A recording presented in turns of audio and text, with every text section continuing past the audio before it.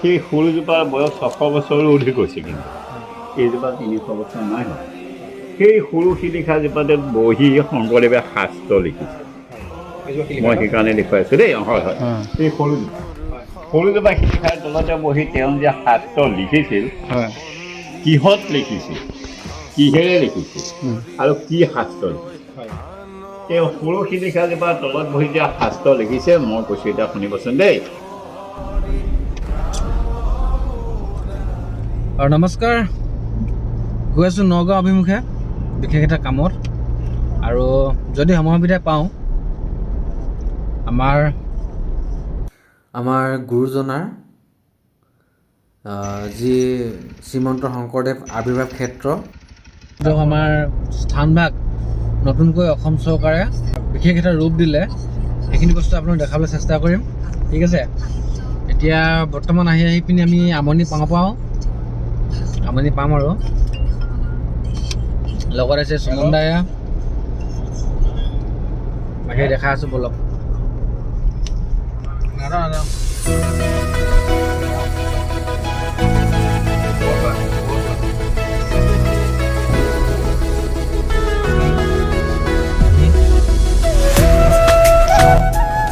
আহি নগাঁও টাউন পালোহি। একদম ৰাস্তাবোৰ ঠেক যথেষ্ট পাইছেনে? এইটো হ'ল ডিমৰুগুৰি চেণ্টাৰ পাই গ'লো।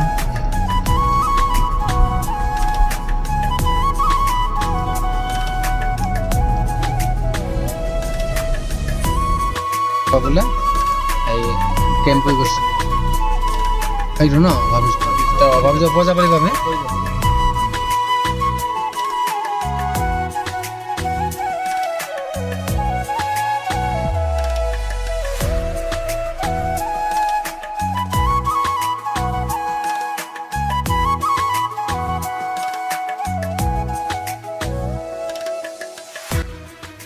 অৱশেষত এয়া আমি 110 কিলোমিটাৰ অতিক্ৰম কৰি আহি বিশ্বনাথ চাৰিআলিৰ পৰা বৰদোৱা থানাৰ মূল গেটভাগ পালোহি। আৰু আপোনালোকক কিছু দেখাই দিছোঁ, মুহূৰ্ত চাওক। ইয়াতে মানে কি হয়, গাড়ীসমূহ পাৰ্কিং কৰিব লাগে, ধুনীয়াকৈ জেগাবিলাক থৈ দিয়ে আৰু মানুহসকলে অলপমান চোৱা চিতা কৰি দিয়ে।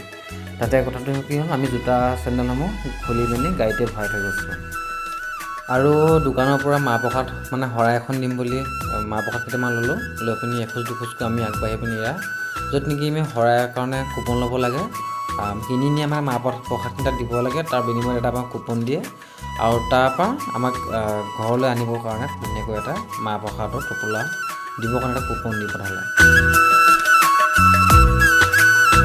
আৰু এনেতে আমি মূল দুৱাৰত সোমাই যাব লওঁতে এনেতে আমাক এজন ককাই লগ পালে। আৰু ককাই আজি এই থানখনৰ বিষয়ে কিছু কথা আমি নজনা, আপুনি মই নজনা কথা আমাৰ আগত ক'লে। কি কথা ক'লে আপোনালোকে শুনকচোন। শংকৰদেৱৰ কেইটামান বস্তু আপোনালোকক দেখুৱাই দিম। গুৰুজনে আমালৈ থৈ গৈছে, চাবলৈ ইচ্ছা আছেনে নাই? আছে। চাওক আৰু জানকচোন। এইজোপা শিলিখা দেখিছেনে?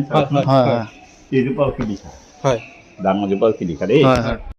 সেই সৰুজোপাৰ বয়স 600 বছৰো অধিক হৈছে, কিন্তু এইজোপা 300 বছৰ নাই হোৱা। সেই সৰু শিলিখাজোপাতে বহি শংকৰদেৱে শাস্ত্ৰ লিখিছিল।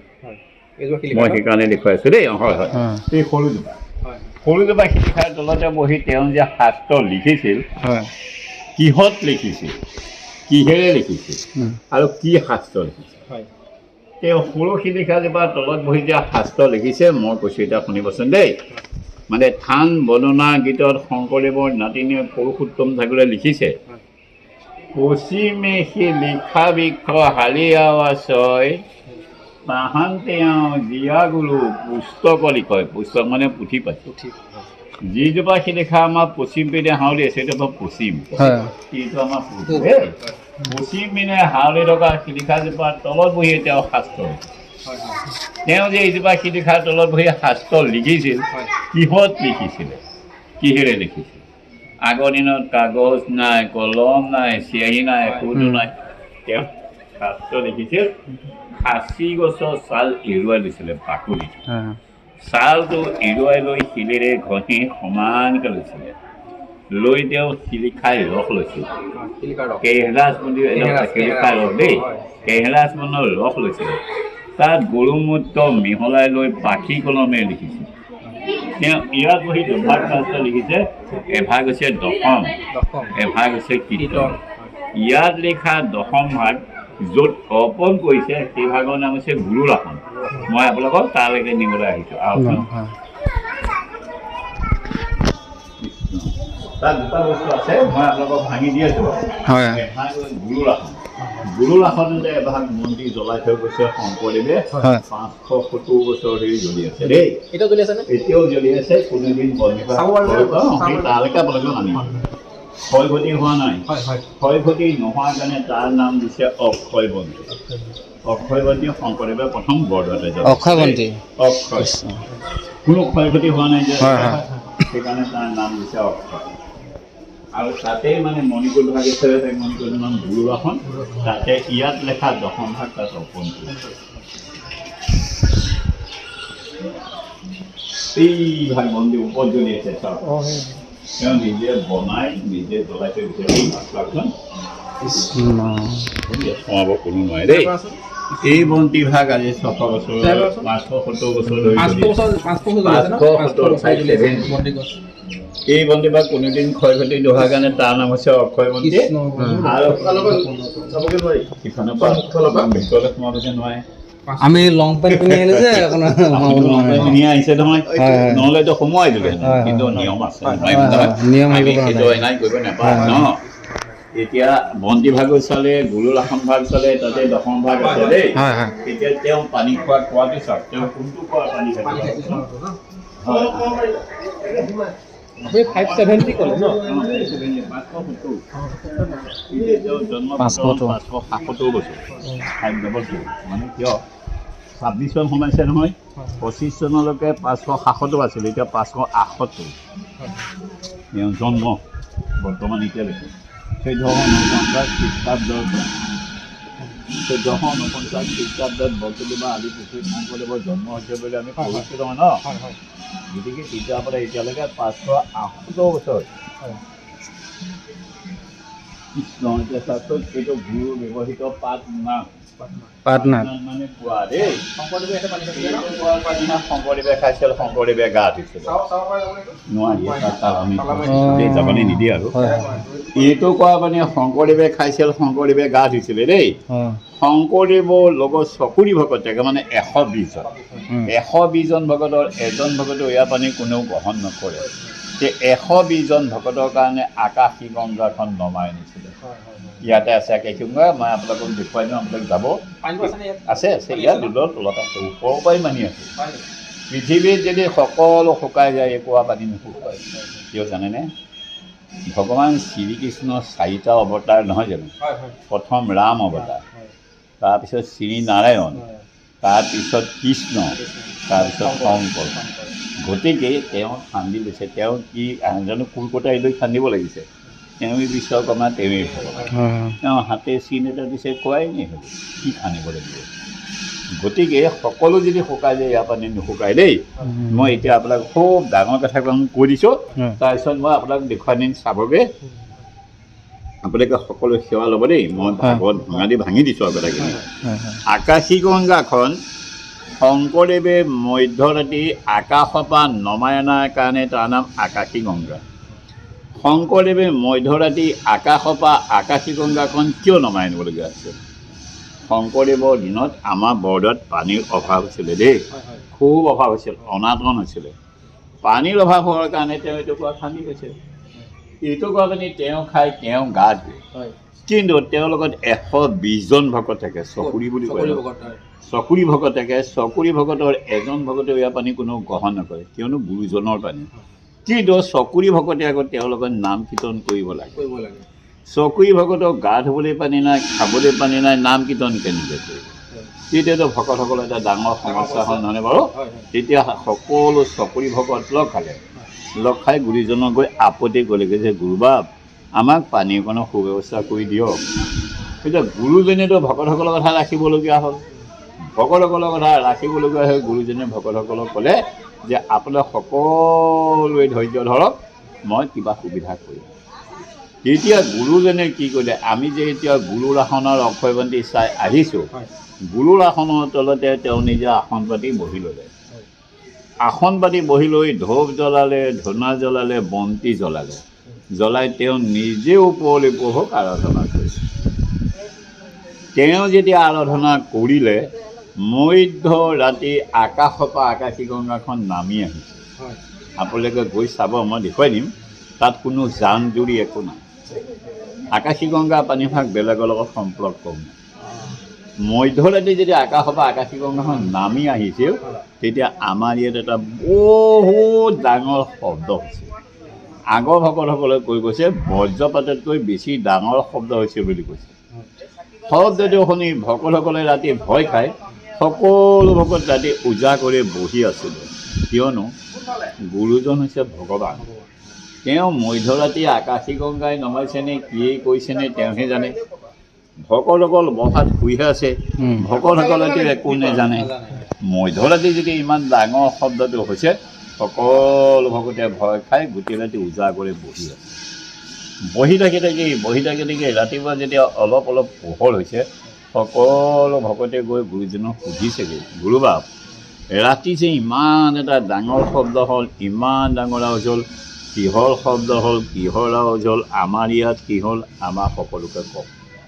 তেতিয়া গুৰুজনে ভকতসকলক কৈছিল, তোমালোকে সকলো ভকতে লগ খাই উত্তৰ দিশৰ ফালে যোৱাচোন। আমাৰ আকাশী গংগাখন যেনি আছে এইটো আমাৰ উত্তৰ দিশ, শিলিখাজোপা হৈছে পশ্চিম দিশ, দৌল মন্দিৰ এভাগ আছে সেইটো হৈছে দক্ষিণ দিশ, য'ত শংকৰদেৱে 7 দিন দিনতে চিহ্ন যাত্ৰা ভাওনা পাতিছে দেই, সেইখন দক্ষিণ দিশ। আকাশী গংগাখন হৈছে উত্তৰ দিশ। সেইকাৰণে থান বৰ্ণনাৰ গীতত শংকৰদেৱৰ নাতিনীয়ে পুৰুষোত্তম ঠাকুৰে লিখিছে, কি লিখিছে, উত্তৰে আকাশী গংগা ভক্তি সৰোবৰ, মধ্যনিশা নমাইলন্ত শ্ৰীমন্ত শংকৰ, লেখা আছে দেই, থান বৰ্ণনা গীতত লেখা আছে। যেতিয়া সকলো ভকতে গৈ পানী ভাগ দেখিলে সকলোৱে বৰ আনন্দ পালে। এয়া পানী ভকতসকলে খায়, এয়া পানী ভকতসকলে গা ধুৱে। তেতিয়াৰ পৰা ভকতসকলৰ পানীৰ অভাৱ দূৰ হ'ল। এইখন আকাশী গংগাই হৈছে শংকৰদেৱে মধ্যৰাতি আকাশৰ পৰা নমাই অনা। মই দেখুৱাই দিম এতিয়া দেই, সকলোৱে সেৱা লওঁ দেই। শাস্ত্ৰৰ কথা খাৰ হৈ পাতি আছোঁ দেই। কৃষ্ণ প্ৰভু, আপোনালোকৰ কথা এবাৰ কম, বেয়া নাপাব। এই আকাশী গংগা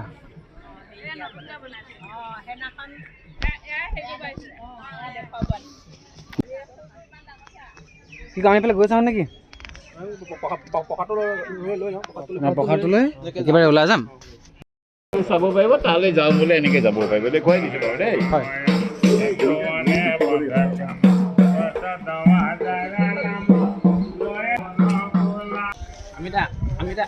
ভাল লাগিলে কথাখিনি জানি ন?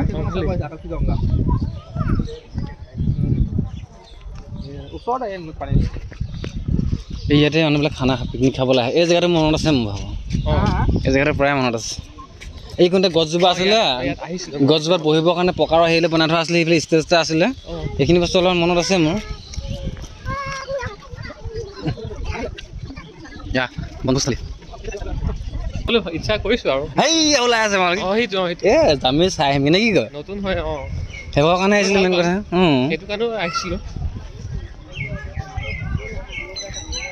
পুখুৰীটো পাৰটো বান্ধিলে ন, গলাদি ফুটিছে এই ভাগ। আৰু এতিয়া আমি প্ৰসাদসমূহ লৈ লওঁ। প্ৰসাদসমূহ লৈ পিনি আগবাঢ়ি যাম নতুনকৈ যি আমাৰ গুৰুজনাৰ আৱিৰ্ভাৱ ক্ষেত্ৰ নিৰ্মাণ কৰিলে সেয়া চাবলৈ, আৰু পাৰিলে আপোনালোককো দেখাম। ধুনীয়াকৈ প্ৰসাদসমূহ লৈ লৈছোঁ। মানে কুপনসমূহত আমাৰ নামবিলাক লিখি দিয়া আছিলে তাতে, আৰু যি এজনৰ নাম লিখিব সেইজনৰ প্ৰতি টোপোলাবটি আৰু সেইমতে দক্ষিণাসমূহ দিব লাগে, ঠিক আছে।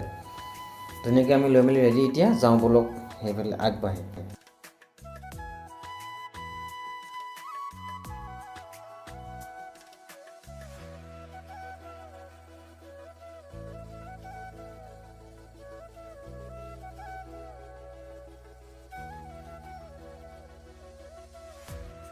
আমাৰ কথাটো হ'ল কি, আহিছিলোঁ মানে এটা কামত, চ' দৰ্শন ভাগ কৰি মেলি সোমালোঁ, আৰু লং পেণ্ট পিন্ধি আহিলোঁ, চ' আৰু পাঞ্জাবী নাই, ধুতি নাই, সেইকাৰণে আমাক ভিতৰ ভাগত মানে দৰ্শন কৰিব নিদিলে। আজিয়ে নহওক অন্য দিনাখন আহিম ভিতৰ ভাগত সেৱা ভাগ ল'বলৈ। এতিয়া আমি সকলোৱে প্ৰসাদ খোৱাত ব্যস্ত। এই ভাগ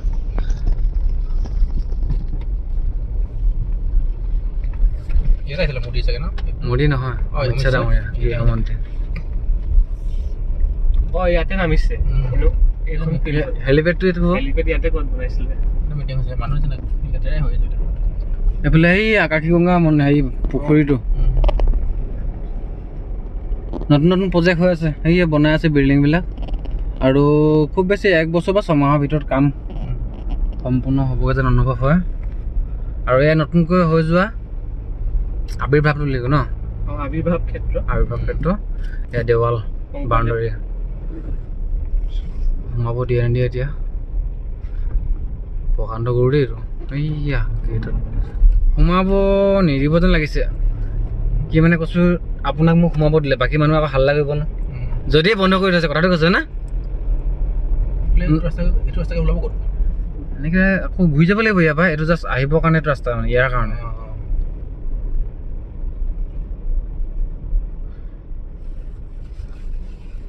এই তলা মাৰি থৈছে মই ৰখাম নহয়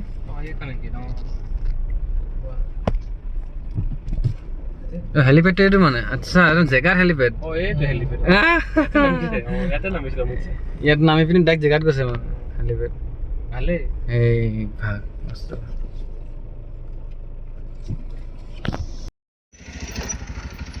এভাগ মূল গেট ভাগ সোমাই যোৱা আৰু বৰ্তমান সময়ত বন্ধ কৰি থৈছে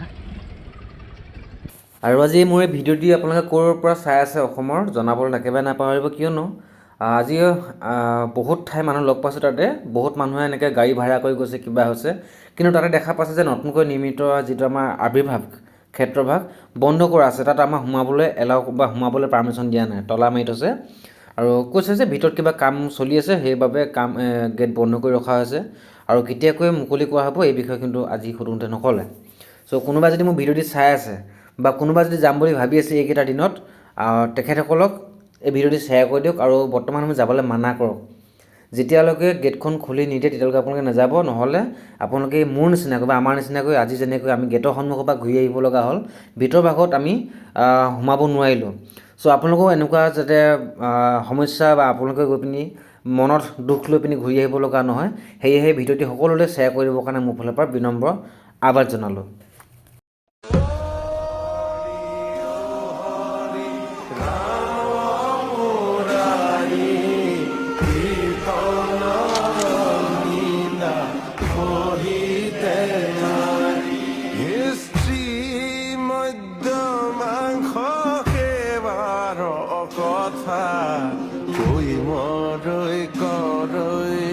জন্ম কবিতা